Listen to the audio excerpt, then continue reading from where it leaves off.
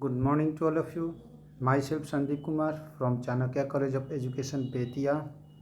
My dear student, आज की जो मैं ये कक्षा ले रहा हूँ ये डीलेट सेकेंड ईयर वालों के लिए है, जिसका पेपर हो जाता है S4, जिसकी नाम हो जाती है स्वयं की समझ. तो माय डियर स्टूडेंट, जैसे कि पिछली कक्षा में मैंने आपको बताया था जीवन में लक्ष्य को जानने और स्वयं को समझने में कौन सी बातें सहायता करती है. आज मैं आपको बताने वाला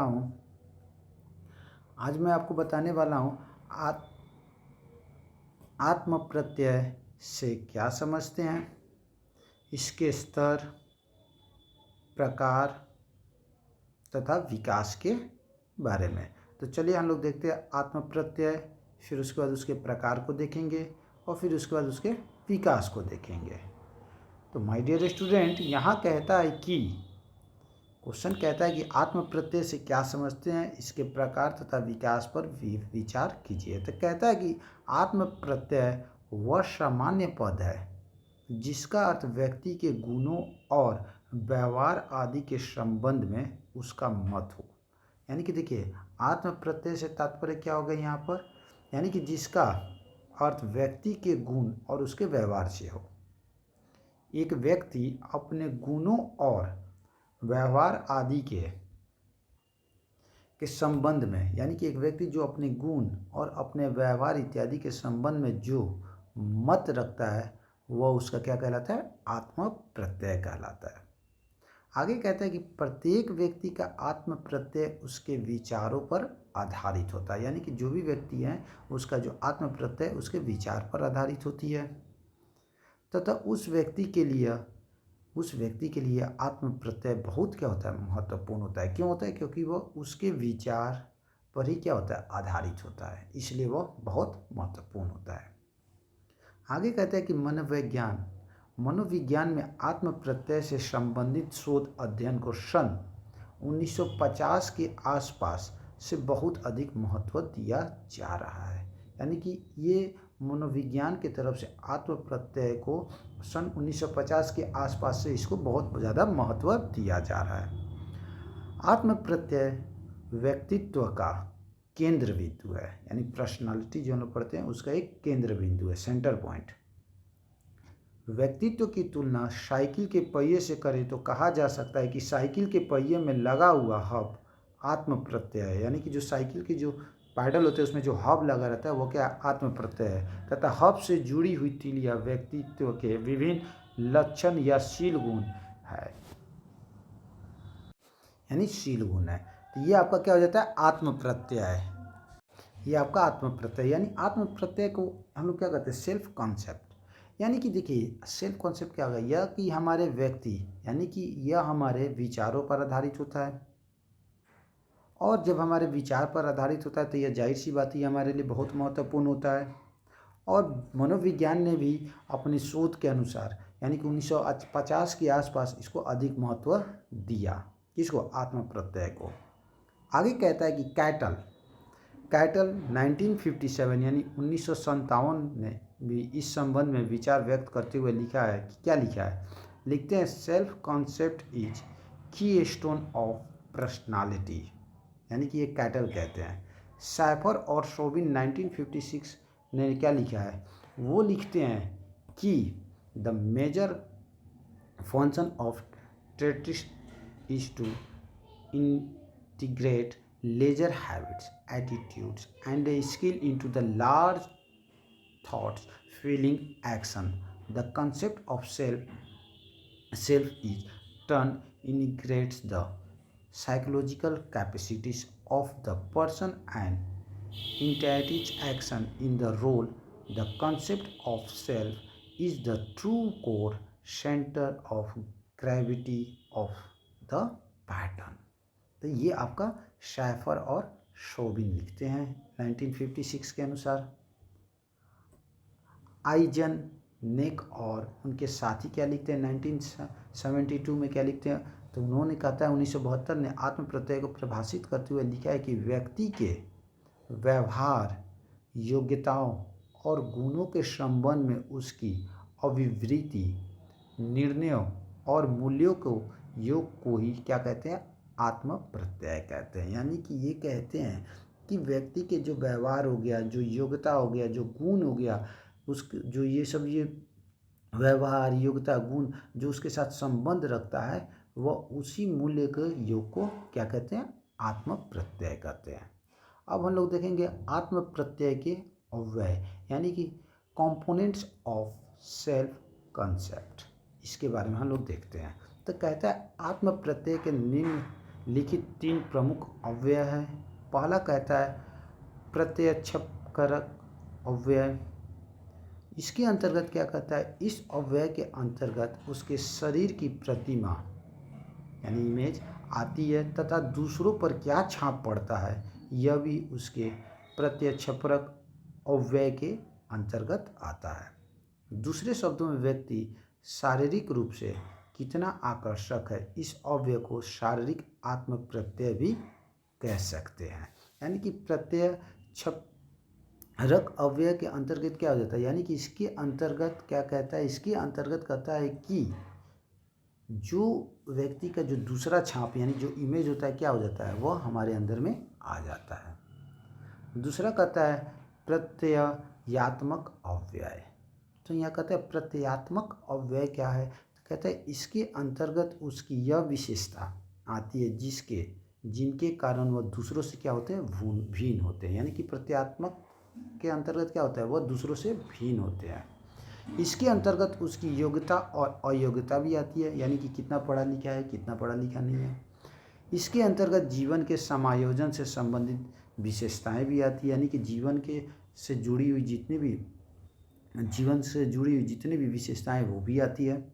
जैसे ईमानदारी, वो व्यक्ति कितना ईमानदार है, आत्मविश्वासी है, स्वतंत्रता, साहस, अथवा इन गुणों के विपरीत इन अवयव को मनोवैज्ञानिक आत्म प्रत्यय भी कहते हैं। नेक्स्ट कहता है, तीसरा आता है अभिवितृपरक अव्यय। कहता है कि इसके अंतर्गत व्यक्ति के स्वयं के प्रतिभाव यानी कि प्रतिभाव मतलब क्या हो गया? हमारा जो फीलिंग हो गया, स्वयं के प्रतिभाव आते हैं। इसके अंतर्गत यह अभिवृत्ति भी आती है जो इसके आत्मसम्मान, आत्म उपागम, गर्व आदि से क्या होती है? संबंधित होती है। तो ये हो जाता है अभिवृत्ति परक के अंतर्गत। यानी कि अभिवृत्ति परक में क्या कहता है? इसके अंतर्गत हमारे जो स्वभाव हैं वो आते हैं। इसके अंतर्गत उसके विश्वास, धारणाएं और विभिन्न प्रकार के मूल्य, आदर्शों और आकांक्षाएं भी क्या होती है? आती है। तो ये जो था आत्म प्रत्यय के क्या थे? आत्म प्रत्यय के अव्यय थे, यानी कि कंपोनेंट्स ऑफ सेल्फ कंसेप्ट्स के बारे में। अब आपको कहता है आत्म प्रत्यय के प्रकार यानी काइंड्स ऑफ सेल्फ कंसेप्ट। इसका क्या कहता है? कहता है कि आत्म प्रत्यय मुख्यतः 2 प्रकार के हो सकता है। वास्तविक आत्म प्रत्यय यानी वास्तविक मतलब क्या? जो रियल हो, वह कौन और क्या है से संबंधित आत्म प्रत्यय ही क्या है? वास्तविक होता है। यानी कि जो इसको हम लोग देख रहे हैं, कौन है, क्या कर रहे हैं, क्या नहीं, यानी जिस चीज़ को हम लोग रियल में देख रहे हैं पहला होता है, उसको हम लोग कहते हैं वास्तविक आत्म प्रत्यय। दूसरा कहता है आदर्श आत्म प्रत्यय। यानी कि आदर्श आत्म प्रत्यय मतलब क्या कहता है? वह क्या बनना चाहेगा से संबंधित आत्म प्रत्यय ही क्या कहलाता है? आदर्श आत्म प्रत्यय। यानी कि फ्यूचर में वो क्या करना चाहता है, क्या बनना चाहता है, वह उसका क्या कहता है? आदर्श आत्म प्रत्यय कहलाता है। अतः उपयुक्त दोनों प्रकार का आत्म प्रत्यय प्राय 2 प्रकार का हो सकता है। यानी कि हो सकता है शारीरिक आत्म प्रत्यय, मनोवैज्ञानिक आत्म प्रत्यय। इन दोनों प्रकार के आत्म प्रत्यय का अर्थ ऊपर स्पष्ट कर चुका है। यानी कि देखिए आत्म प्रत्यय का हमने 2 बताया, 2 प्रकार होते हैं, एक वास्तविक होते हैं और दूसरा आदर्श आत्म प्रत्यय। अब वास्तविक आत्म प्रत्यय क्या हो गया?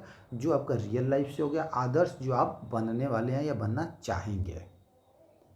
आगे कहता है कि कुछ अनुसंधानकर्ताओं ने निम्नलिखित आत्म प्रत्यय बताए हैं। कौन कौन से हैं? तो पहला कहता है गुणात्मक आत्म प्रत्यय, दूसरा कहता है वस्तुनिष्ठ आत्म प्रत्यय। तो चलिए गुणात्मक आत्म प्रत्यय क्या है? तो कहता है कि यह आत्म प्रत्यय अस्थिर होता है। यानी कि गुणात्मक आत्म प्रत्यय यानी कि सब्जेक्टिव सेल्फ कंसेप्ट। यानी कि कहता है कि यह आत्म प्रत्यय अस्थिर होता है। यह what I think of my self कथन पर आधारित होता है। क्या? गुणात्मक। वस्तुनिष्ठ आत्म प्रत्यय कहता है ऑब्जेक्टिव। सेल्फ कॉन्सेप्ट क्या कहता है? यह कहता है कि यह आत्म प्रत्यय अपेक्षाकृत क्या होता है? स्थिर होता है। यानी कि गुणात्मक के अपेक्षाकृत यह क्या होता है? स्थिर होता है। यह कहता है कि what others things of me कथन पर आधारित होता है। किसी भी प्रकार का आत्म प्रत्यय इन दो प्रकार में से किसी एक प्रकार का हो सकता है, यानी कि व्यक्ति में। अन्य प्रत्यय को प्रभावित करने वाले कारक कौन कौन से हैं? यानी अन्य जो हो जाते हैं जो आत्म प्रत्यय को प्रभावित करते हैं, तो कहता है कि बालकों के आत्म प्रत्यय का विकास अनेक कारकों पर आधारित होता है।